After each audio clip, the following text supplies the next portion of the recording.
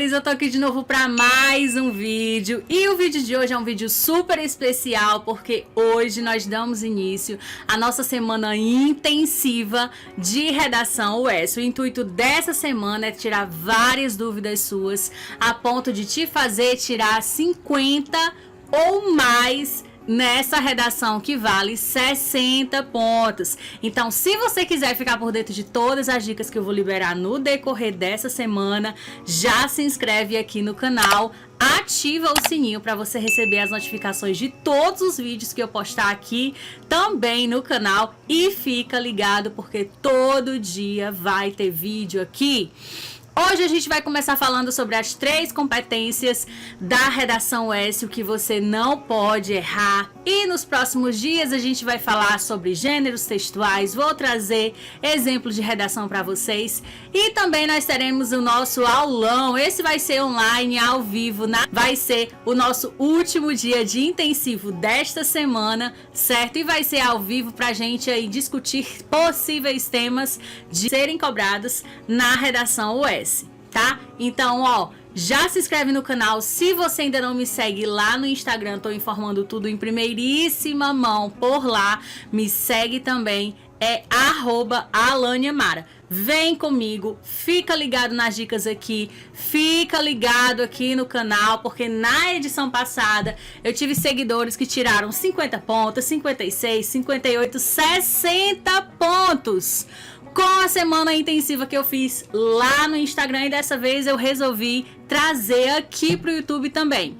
Se você quiser mais dicas de redação lá no meu Instagram, também tem uma aba chamada Redação. Nessa aba tem várias dicas que você pode observar, que você pode ir lá tirar suas dúvidas também, ou conhecer, né, o que você não souber, tá certo? Então, sem mais delongas, bora para esse vídeo. Fica aqui coladinho comigo, já comenta aqui, ó, eu tô aqui, que eu quero saber quem tá comigo aqui nessa semana intensiva, tá? Então, sem mais delongas, bora para esse vídeo.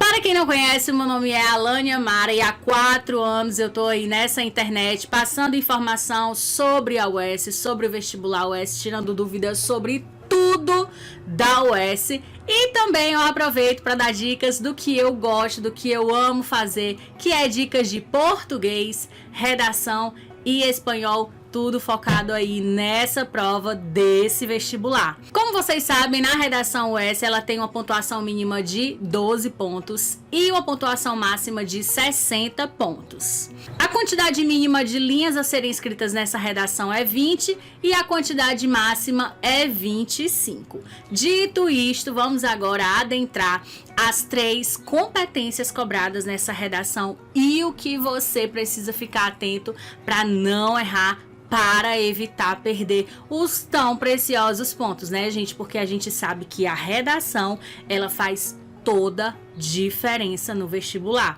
De repente você pode não ter se saído tão bem nas específicas, mas a tua redação pode te salvar, é claro, a depender do curso. A redação, ela abre caminhos, ela alavanca a tua nota e por conta disso a gente precisa ficar muito atento a tudo, pra gente errar o mínimo possível ou não errar nada. Na redação UES são cobradas 3 competências. E quais são elas? A primeira é a competência de escrita. Cada erro de escrita te penaliza em meio ponto. A segunda competência é a competência gramatical. Cada erro dessa competência te penaliza em 1 ponto. E a terceira competência é a competência textual. Nessa competência você é penalizado em 2,5 pontos por cada erro. A competência de escrita, gente, se refere a quê? Acentuação, ortografia, translineação, pontuação, emprego da letra maiúscula, omissão ou repetição de palavras. Dentre esses itens, o que é que a galera mais erra? Gente, há 2 anos eu trabalho corrigindo redação UES e o que eu posso te dizer com propriedade é que os maiores erros da galera na escrita da redação UES, no que se refere à competência 1, é o quê? Acentuação, e uso da vírgula. Sim, gente, a galera erra muito isso. E olha, é importantíssimo a gente ficar atento a isso, porque cada meio ponto, o somatório final faz muita diferença. Por isso, eu sugiro que você dê uma revisada no assunto de acentuação. Não esqueça, toda proparoxítona é acentuada, todo monossílabo tônico terminado em AEO são acentuados, toda paroxítona que termina em I, U, L, R, entre outros, também são acentuados. Alânia, são só essas regras? Não. Há outras aqui, é só para te fazer relembrar de algumas, então dá uma lida nesse conteúdo, ainda dá tempo de estudar, não tem nada perdido, tá certo? Ainda temos aí uma semana pela frente e se você tirar um tempinho do seu dia para você rever esse conteúdo, dá certo sim. Outro ponto que a galera erra muito também é o uso da vírgula. Quem nunca? Então, gente, é importantíssimo que vocês deem uma lida nesse assunto durante essa semana, certo? O que é que você precisa saber basicamente sobre o uso da vírgula? Não se separa sujeito do predicado. Não se coloca vírgula entre sujeito e predicado. Por exemplo, Maria estuda muito. Maria, vírgula, estuda muito. Errado. Maria, sujeito, estuda muito, predicado. Não há vírgula entre sujeito e predicado. 2. Não se coloca vírgula entre o verbo e o seu complemento. O que é o complemento do verbo, Alânia? Nesse caso, são objetos diretos e objetos indiretos. Por exemplo, gosto de estudar. Aí a pessoa vai lá e coloca gosto, vírgula, de estudar. Não se coloca. O de estudar é complemento indireto. É o objeto indireto do verbo gostar. Então, não se coloca vírgula entre o verbo e o seu complemento. Alânia, só essas regras? Não, gente, não são só essas regras. Há outras também. Eu tô trazendo essas duas porque são os erros mais recorrentes da galera na escrita da redação e você precisa ficar atento a isso. Esses dois tópicos que eu elenquei aqui com vocês te penalizam em meio ponto cada um deles, certo? Agora eu vou falar pra vocês sobre a crase. Gente, crase é épico. O erro de crase é épico na redação, né? E você não pode cometer esse erro. Sabe por quê, meu amorzinho? Porque você vai ser penalizado em um ponto.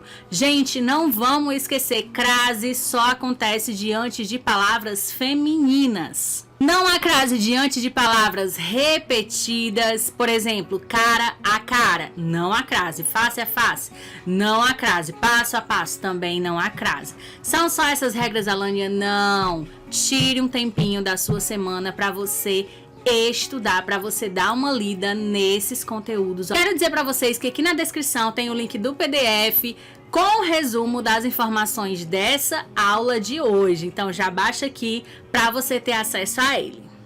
Outro assunto importantíssimo que o erro desse assunto te penaliza em um ponto é o que, gente? Concordância verbal.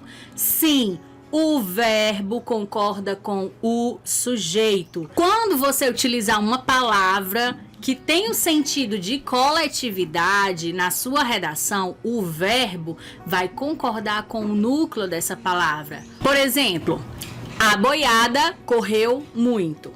Boiada é uma palavra que traz essa semântica de multidão, de muitos bois, de coletivo de boi, certo? Entretanto, o verbo ele é conjugado na terceira pessoa do singular para concordar com boiada, porque boiada está no singular. Alânia, mas ela não traz uma ideia de coletividade, de pluralidade? Sim, é a ideia e não o que está escrito. A concordância verbal não é semântica, não é ideia. Outro erro clássico na redação é o que? Erro no uso da colocação pronominal. Gente, a gente saber colocar os pronomes corretamente é fundamental. Primeira coisa, não se inicia frase com pronome oblíquo. Por exemplo, se estima no Brasil. Não, é estima-se no Brasil. Por quê? Porque não se inicia frase com pronome oblíquo. 2. não se coloca pronome oblíquo depois de pontuação. Por exemplo, o Brasil tem 500 anos de história. Ponto. Se engana quem acha que o preconceito nesse país acabou. Se engana depois de ponto, não pode, engana-se. Por quê? Porque não se utiliza pronome oblíquo depois de pontuação. Então, dê uma lida sobre esse assunto para você também evitar esses erros. E por último, mas não menos importante, eu trago aqui para vocês o assunto de coesão textual, que é o uso dos pronomes anafóricos, catafóricos, para retomar ideias na sua redação ou para citar algo. Para que a gente utiliza, gente, os pronomes? Para que a gente utiliza esse recurso de não repetição de palavras? Exatamente para deixar o seu texto mais fluido, menos cansativo, menos repetitivo, certo? E outra coisa, atenção a sinônimos. Cuidado com a repetição de palavras, você também é penalizado quanto a isso. E você tem alguma palavra que você não consegue identificar nenhum sinônimo, corre lá no Google, tem vários dicionários online, dá uma pesquisada sobre essa palavra, dá uma pesquisada sobre possíveis sinônimos, que aí você vai ampliar um pouquinho mais o seu vocabulário. Não esqueça de dar uma lida também nas conjunções. As conjunções são os conectivos intrafrasais, são os conectivos dentro aí das próprias frases que você precisa estar atento para você utilizá-lo corretamente, utilizar uma conjunção aditiva corretamente, uma conclusiva corretamente, uma adversativa corretamente, é importantíssimo. E eu quero dizer para vocês, gente, que eu ministrei um curso intensivo de 3 dias, cada dia com mais de 2 horas de aula, exclusivamente sobre esses assuntos. Se você tiver interesse em adquirir, o valor é uma taxa simbólica que você vai pagar para ter acesso a todas essas aulas com material incluso. Então, se você tiver interesse, é só me chamar aqui, ó, no meu WhatsApp, que você terá acesso e fará também essa grande revisão.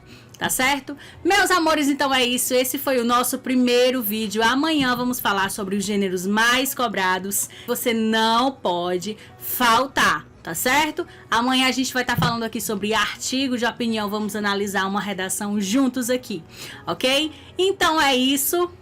Um beijo. Me conta aqui nos comentários se você já gostou desse primeiro vídeo. Eu quero saber. Então é isso. Um beijo e até amanhã. Tchau!